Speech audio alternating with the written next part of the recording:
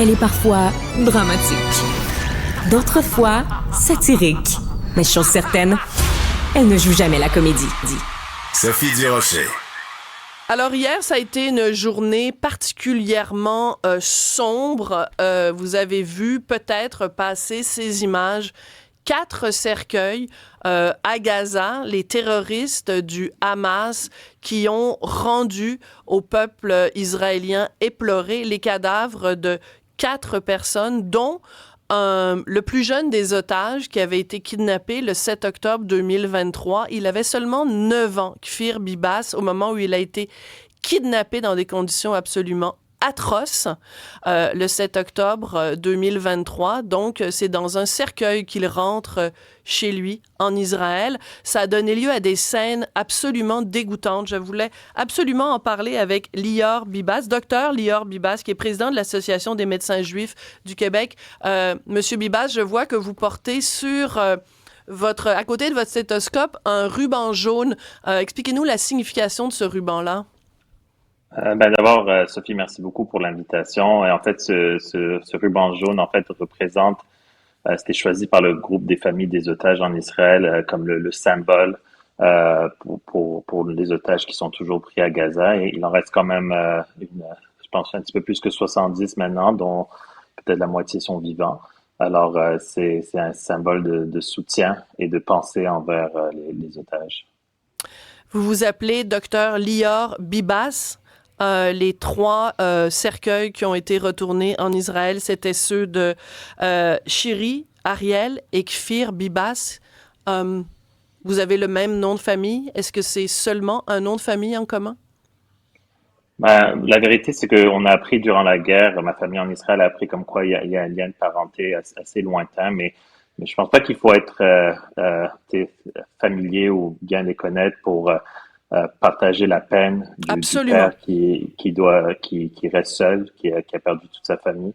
La sœur de Shiri qui a perdu ses parents, sa seule sœur, ses 2 neveux.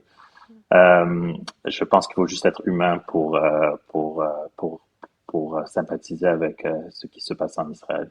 Absolument, je suis entièrement d'accord avec vous. Et ce qui, moi, me frappe énormément depuis le 7 octobre, c'est le silence assourdissant de certaines personnes en Occident qui ne se sont pas émues, justement, du fait que Kfir, qui avait seulement 9 mois, a été kidnappé. Des images qui ont été absolument horribles. Je ne vais pas les montrer aujourd'hui, les images, parce que les terroristes du Hamas ont filmé.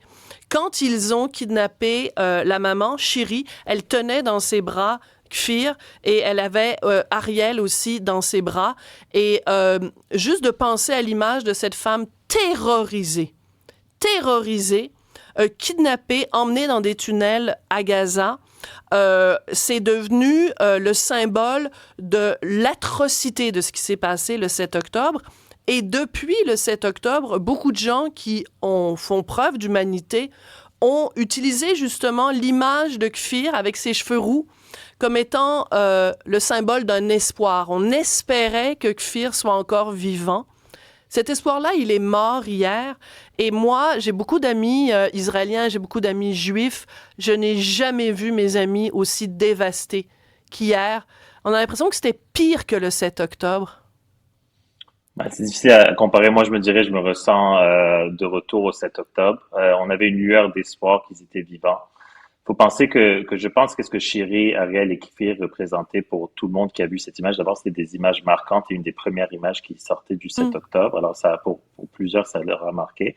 Mais c'est qu'on se demande la question, comment ça se fait que le lendemain du 7 octobre, le 8 octobre, on pouvait pas être comme humanité, comme monde, se rallier derrière ce qui est complètement injustifiable, qui est l'enlèvement d'une mère avec ses 2 enfants. Ça semble simple de dire que peu importe les croyances religieuses, les croyances politiques, on aurait pu tous être d'accord et dire haut et fort comme quoi c'est totalement inacceptable et que Hamas est dans le tort et que c'est des barbares, des terroristes, des monstres.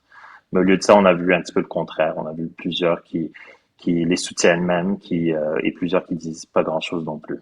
Oui, alors vous avez écrit sur les réseaux sociaux, certains ont applaudi les bourreaux, justifié l'horreur et défilé dans nos rues en crachant leur haine. On se souvient évidemment de cette jeune femme qui détenait une franchise de Second Cup, là, qu'on a vu faire le salut nazi avec un kéfier autour du cou dans les rues de Montréal. On a vu évidemment aussi une montée de l'antisémitisme. Vous avez d'ailleurs, comme président de l'Association des médecins juifs du Québec, rendu un rapport récemment où vous faites état d'une montée de l'antisémitisme, même dans le milieu hospitalier. Je veux vous amener sur un autre terrain, Dr Bibas. Je vais demander à mes collègues de montrer une image. Quand les terroristes du Hamas ont libéré, entre guillemets, des otages au cours des dernières semaines, il y a toujours une mise en scène. Les otages sont sur une scène, comme si c'était un spectacle. On leur met des trucs autour du cou, on leur donne des cadeaux, etc. Mais là, évidemment, sur scène, il n'y avait que 4 cercueils. Sur les cercueils, il y a une photo de la famille Bibas et en dessous, c'est écrit « Arrêtez le 7 octobre », comme si c'était eux des criminels. Et sur cette photo, on voit aussi Netanyahou, une caricature de Netanyahou avec des dents comme s'il était Dracula. Il y a du sang qui coule de la bouche de Netanyahou, le premier ministre israélien, et ce sang forme une flaque de sang. Et dans cette flaque de sang, il y a la famille Bibas et la famille du 4e otage, un monsieur de 80 ans qui est également décédé. Je vous jure, Dr Bibas, quand j'ai vu cette image, j'ai eu envie de vomir. Pourquoi vous, moi et beaucoup d'autres gens, on est sensibles à ça et que dans les médias, très peu de gens ont parlé de cette image horrible? Pourquoi? Ben moi, j'ai de la misère à consolider tout ça parce que voir ce spectacle macabre avec des cercueils, puis plus tard, je pense qu'il y a même eu des images qui sont sorties avec des enfants en train de danser sur une musique joyeuse, une musique joyeuse, Dr Bibas. La musique, et même on a appris, je pense, je viens de vérifier sur X, puis il y avait même des messages dans les cercueils comme quoi toute la terre de Palestine appartient à Israël, il n'y aura pas 1 centimètre qui appartiendra pas. Je pense que c'est très clair que quand on parlait de génocide, les génocidaires, c'était Hamas. C'est un groupe génocidaire que si ils ont tué 1200 Israéliens le 7 octobre, s'ils auraient pu tuer 12 000, 120 000, 1 million, ils l'auraient fait, et malheureusement avec un sourire. Alors, moi, j'ai beaucoup de misère à consolider tout ça. Vous savez, Oded Lifshitz, c'est le 4e de 80 ans que finalement, ils ont appris aujourd'hui qu'il était tué le 7 octobre, mais finalement, la dépouille était là tout ce temps-là. C'était quelqu'un qui conduisait les patients, les enfants malades de Gaza à des hôpitaux en Israël. C'est quelqu'un qui croyait beaucoup à la paix. Et je pense que beaucoup de la communauté israélienne, juive, qui croyait énormément à la paix, qui avaient espoir, on dirait que les images, d'abord du 7 octobre, mais celles d'aujourd'hui, font en sorte en fait qu'on se demande de quoi on rêvait tout ce temps-là, si c'est toujours possible. Alors, c'est une journée très difficile avec énormément d'émotions, du bouleversement, de l'attristament, de la colère, la rage, et aussi sans mots. Si demain matin, des terroristes arrivaient à Longueuil, rentraient dans une maison, un petit bungalow à Longueuil, et kidnappaient en se filmant avec des GoPros une maman qui s'appellerait, mettons, Marie Tremblay et ses 2 enfants, et que son enfant le plus jeune avait 9 mois. Est-ce que vous pensez que l'ensemble de la population québécoise serait scandalisée et qu'on n'aurait pas tous les jours au bulletin de nouvelles une photo de Marie Tremblay et ses 2 enfants et que les gens réclameraient chaque jour la libération de Marie Tremblay et de ses 2 enfants? Moi, c'est ça qui me tue, Dr Bibas. C'est cette difficulté que certaines personnes ont à comprendre au-delà du conflit, au-delà de qui a fait un génocide sur qui, juste l'humanité de cette image d'une femme avec ses 2 enfants et la terreur dans ses yeux. Comment ça se fait qu'on n'a pas, depuis le 7 octobre, tous les jours, l'image de Kfir Bibas devant nos yeux? Ouais, j'ai pas la réponse. Je pense que malheureusement, qu'est-ce qu'on voit et depuis un petit peu le début des temps avec l'antisémitisme, c'est une déshumanisation du juif, puis maintenant une déshumanisation des Israéliens. Et je pense que c'est ça qu'est-ce qu'on voit parce que euh, qu'est-ce qu'on a vu avec la famille Bibas, c'est vraiment, on dirait qu'on a perdu notre humanité.